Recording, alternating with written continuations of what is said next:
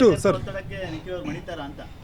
ಇಲ್ಲಣ್ಣ ಹೇಳಿದ್ನಲ್ಲಣ್ಣ ನಾನು ಅವತ್ತೇ ಒತ್ತಡ ಮಾಡಿದ್ರು ನಮ್ಮ ಕಾರ್ಯಕರ್ತರುಗಳು ಗೌರವಿಸ್ತೀನಿ ಅವ್ರ ಪ್ರೀತಿಗೆ ನಾನು ತಲೆ ಬಾಗ್ತೀನಿ.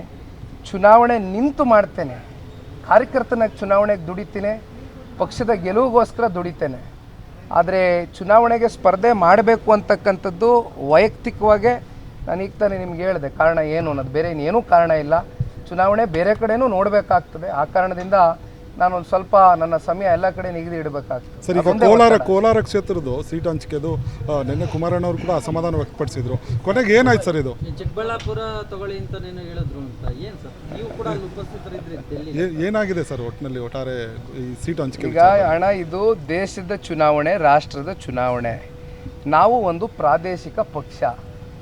ನಾವು ಮೋದಿಜಿಯವ್ರನ್ನ ಮತ್ತೊಮ್ಮೆ ದೇಶದಲ್ಲಿ 3ನೇ ಬಾರಿ ದೇಶದ ಪ್ರಧಾನಮಂತ್ರಿಗಳಾಗಿ ಮಾಡಲಿಕ್ಕೆ JDS ಪಕ್ಷದ ಕಡೆಯಿಂದ ಏನು ಕರ್ನಾಟಕ ರಾಜ್ಯದಲ್ಲಿ ಇವತ್ತು ಹಲವಾರು ಜಿಲ್ಲೆಗಳಲ್ಲಿ ಹಲವಾರು ಲೋಕಸಭಾ ಕ್ಷೇತ್ರಗಳಲ್ಲಿ ನಾವು ಕೂಡ ವಿಸ್ತಾರವಾಗಿ ಬೆಳೆದಿದ್ದೇವೆ. ಕಾರ್ಯಕರ್ತರು ಸದೃಢವಾಗಿದ್ದಾರೆ, ಪಕ್ಷ ಸದೃಢವಾಗಿದೆ.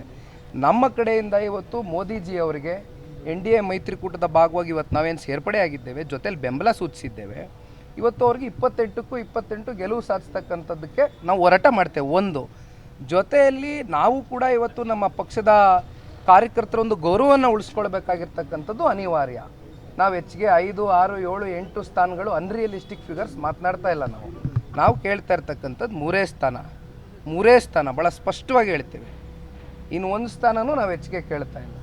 ಆ 3ರಲ್ಲಿ ಈಗಾಗಲೇ 2 ಬಹಿರಂಗ ಕ್ಲಿಯರ್ ಆಗೋಗಿದೆ, ನಮ್ಮ ಹತ್ರ ಚರ್ಚೆ ಮಾಡಿದ್ದಾರೆ.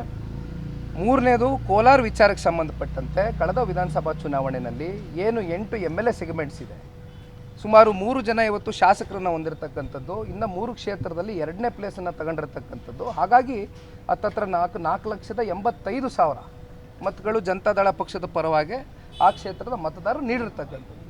ಸಹಜವಾಗಿ ಪಕ್ಷದ ಕಾರ್ಯಕರ್ತರಲ್ಲಿ ಒಂದು ಅಭಿಲಾಷೆ ಇದೆ.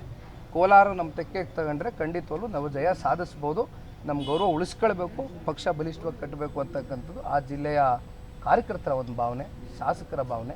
ಹಾಗಾಗಿ ಇದನ್ನು ರಾಷ್ಟ್ರೀಯ ನಾಯಕರ ಗಮನಕ್ಕೆ ತಗೊಂಬಂದಿದ್ದೀವಿ. ಅತಿ ಶೀಘ್ರದಲ್ಲಿ ಒಳ್ಳೆಯ ಉತ್ತರ ಕೊಡ್ತಾರೆ. Thank you.